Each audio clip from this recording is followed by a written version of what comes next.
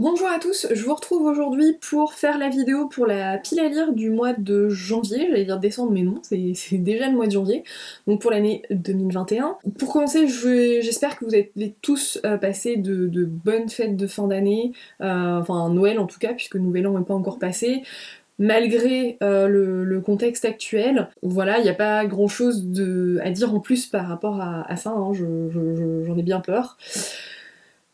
Donc, sans plus tarder, je vais vous présenter ma palle. Vous l'aurez remarqué, j'ai changé de cadre, je vais pas mal changer de cadre là pour les prochaines vidéos. J'essaye vraiment de trouver le meilleur angle, sachant que si je me mets dans le fauteuil, bah, y a la fenêtre qui est derrière, donc en pleine journée, j'ai peur que ça soit pas terrible. À mon avis, je vais avoir des gros problèmes par rapport à tout ce qui est luminosité, justement.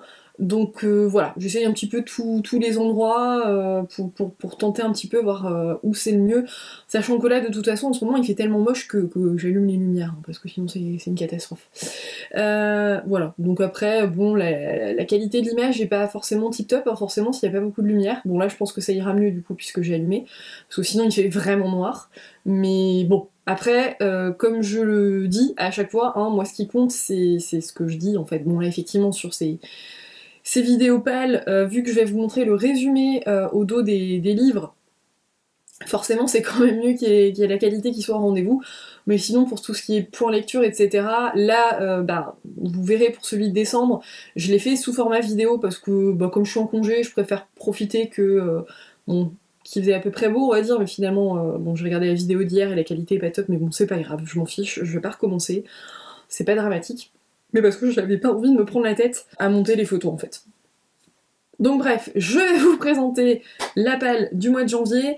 Je commence avec le livre que j'avais tiré dans la boucle-jar. Je commence franchement à hésiter à continuer ce principe-là, parce qu'en fait à chaque fois je tombe sur des livres qui me tombent pas des masses. Pour le mois de décembre, j'ai dit décembre tout à l'heure? Bref, vous avez compris, vous m'avez suivi. Pour le mois de décembre, j'avais tiré au sort Dean Koontz, et bon voilà, hein, si vous avez lu ma chronique sur le blog par rapport à Les larmes du dragon, vous savez ce qu'il en est. Sinon, ben, vous verrez bientôt mon avis en vidéo et vous allez comprendre que, bon, voilà, c'est pas top. Et là, cette fois-ci, alors initialement, enfin le premier que j'avais tiré au sort, c'était Denis Lehane, sauf que je n'ai plus de livre de cet auteur dans ma palle, en fait, puisque le seul que j'avais, c'était Shutter Island, que j'ai lu l'an passé, je crois que c'était pour le Black November de 2019 avec Gwen et Marine, et que j'avais pas aimé, pas tapé. Non, désolée de le dire, je n'ai pas aimé Shutter Island. La fin a été magistrale, je dis pas le contraire, mais alors tout le long du livre, je me suis ennuyée, quoi, donc non, c'était pas possible. Donc du coup, j'en ai plus dans ma palle. Il faut savoir que la bougeard, je l'ai faite il y a pas mal de temps, et alors au début, chaque année, à chaque fin d'année, je rajoutais les nouveaux auteurs qui s'étaient rajoutés dans ma palle. Et puis à un moment donné, je me suis dit, bah non, le principe de la bougeard, c'est justement d'aller tirer au sort des auteurs vers lesquels je vais pas naturellement. Du coup, si j'en rajoute chaque année, on va pas s'en sortir, quoi. Donc j'ai arrêté de rajouter des auteurs dans cette bougeard, et le principe, effectivement, bah, c'est d'aller vers des vieux livres que je lis pas, vers lesquels je ne vais pas. Donc voilà, d'un côté je me dis, j'ai pas envie de continuer parce que à chaque fois tirer au sort un auteur qui fait que ça me botte pas des masses, et en ce moment franchement c'est plutôt ça, voilà, mais d'un autre côté justement c'est le principe. Bon là j'ai tiré au sort Paul Mann, donc j'ai choisi le seul livre que j'ai de l'auteur, hein, qui est La mort à Bombay. Alors en soi, ça me botte pas TS, vous l'aurez compris. Ceci dit, j'ai parcouru très rapidement le résumé que je vais vous mettre, hein. Il est question du meurtre d'une prostituée, c'est une histoire de politique, etc. Donc on va voir, peut-être que ça me plaira quand même. C'est vrai que alors ça se déroule à Bombay, la couverture ne me tente pas plus que ça. Maintenant, le résumé, oui, pourquoi pas. Donc je vous laisse. Youp, il veut pas, ça y est. Non, c'est pas mes doigts qu'il faut zoomer.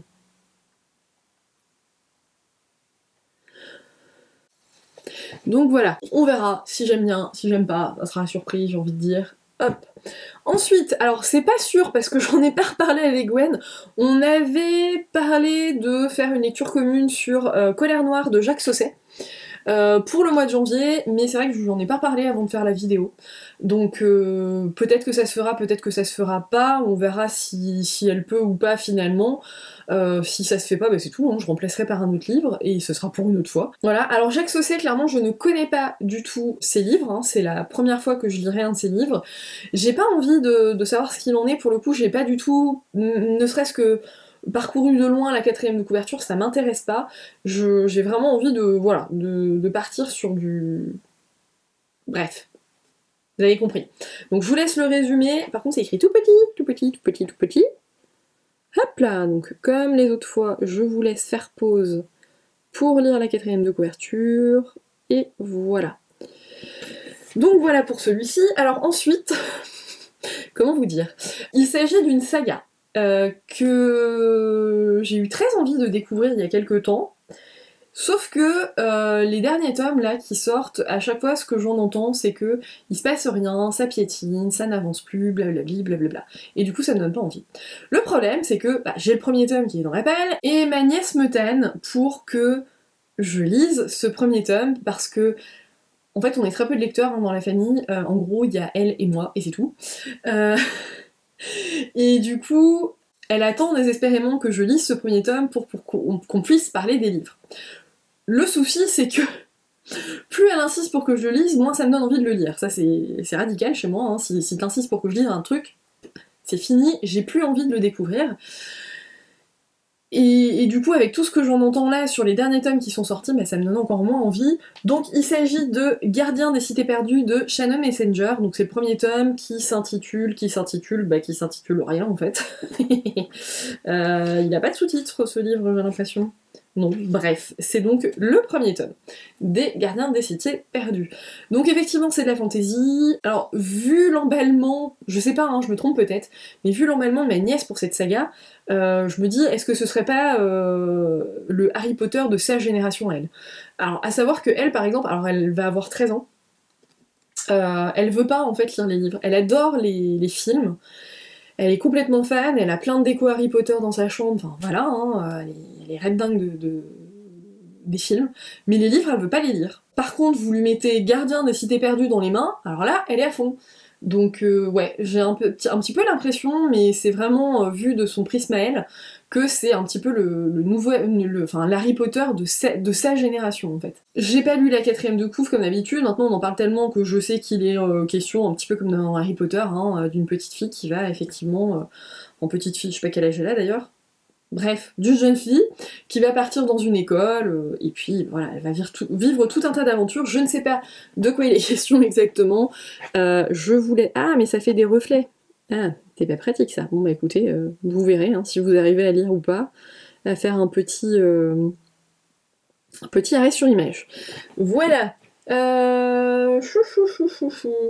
Donc voilà pour celui-ci, et après j'ai voulu repartir sur du thriller parce que j'ai un peu peur que la lecture de Gardien des Cités Perdues me casse un petit peu, comme je me sens obligée de le lire finalement pour ma nièce qui attend désespérément que je le lise, même si, voilà, j'ai quand même envie de le découvrir, hein.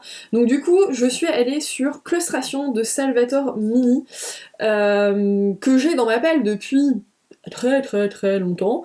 Donc vu la couverture, je pense qu'on est sur du thriller, comme dirait Séverine, psychopsychiatrique. Je sais pas de quoi il est question exactement, mais je pense qu'il va être question d'une pathologie psychiatrique qui nécessite des mises en isolement, des choses comme ça. On va voir. Là encore, je n'ai pas envie de lire la 4ème de couverture. De toute façon, je vais arrêter de vous le dire, hein, je vais vous le dire pour tous les livres, j'aime pas les lire, donc ça sert à rien que je le répète à chaque fois.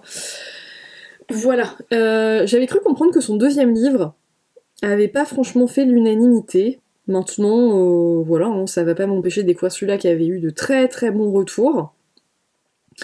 Et puis, je découvrirai quand même son deuxième, hein, pour me faire ma propre opinion, et voilà, après je m'arrête jamais à un livre qui me déçoit avec un auteur, ça c'est un grand classique chez moi.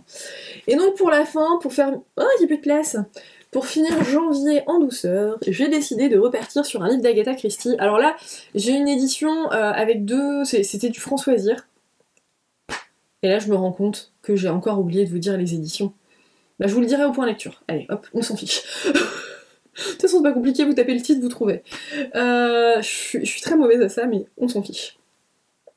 Donc ça, c'était une édition Françoisir qui rassemblait des titres. Alors c'est les vieilles maintenant, enfin maintenant. Après ça, ils en ont fait des plus jolis, avec un petit peu en soft touch, et des couleurs plus belles, hein. C'est pas un truc noir comme ça avec un petit encadré. Mais bon, moi c'était des livres que j'avais eus, je pense pas les avoir eus chez Françoisir, hein. Je pense que je les avais eus sur des brocantes, des choses comme ça. Donc je vais pas lire les deux, sur celui-ci je vais lire La Maison du Péril. Bon là je peux pas vous dire qu'il y a un résumé parce que je pense que le résumé en fait c'est pour le premier. Donc c'est vraiment du résumé, voilà. Après, alors est-ce que c'est de l'Hercule Poirot? Est-ce que c'est du Miss Marple? C'est de l'Hercule Poirot, voilà. Donc voilà.